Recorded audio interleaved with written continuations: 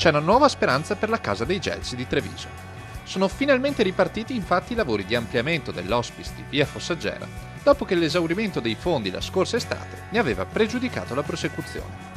Un nuovo messaggio di speranza viene ora lanciato dall'associazione Advar, che gestisce la struttura, a tutti i cittadini trevigiani chiamati a contribuire non con una donazione, ma con un'innovativa formula di prestito studiata in collaborazione con Banca Prossima del gruppo Intesa San Paolo. Tutti i cittadini possono contribuire, anche quelli che non si sono mai avvicinati alla beneficenza oppure che hanno da parte un po' di denaro e ce lo possono prestare. Ognuno può prestare da 500 euro fino a 10.000 euro. E soldi che vengono completamente restituiti perché c'è Banca Prossima del gruppo Intesa San Paolo dietro e che quindi tutela e garantisce il prestito all'Advar. E per quanto riguarda le aziende, le associazioni, le persone giuridiche, insomma, possono prestare fino a 50.000 euro. È molto semplice darci una mano. Potete richiedere la scheda all'Advar 0422 83 35 11 oppure alla mail comunicazione@advar.it oppure visitateci sul sito www.advar.it.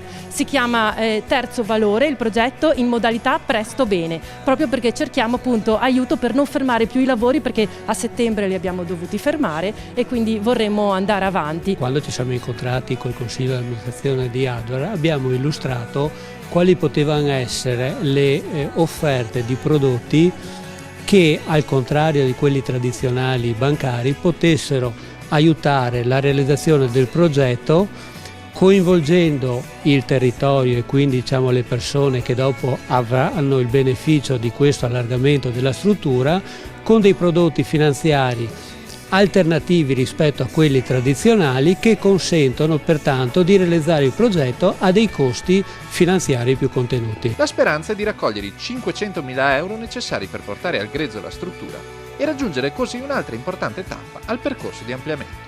Un percorso che si pone l'obiettivo di aumentare da 12 a 18 il numero dei posti letto ospitati dalla Casa dei Gelsi e migliorare una serie di servizi per i malati e i familiari. Io credo che sia un messaggio molto bello, cioè proprio che ognuno può essere artefice di un qualche cosa che ha un valore per la comunità, per il territorio in cui abita e in cui vive. La dignità della vita è un valore talmente importante per ciascuno di noi che credo che ciascuno di noi si deve impegnare per tutelarlo, per garantirlo. E ho tanta fiducia e speranza veramente nel territorio, nei cittadini del territorio di Treviso, della Marca.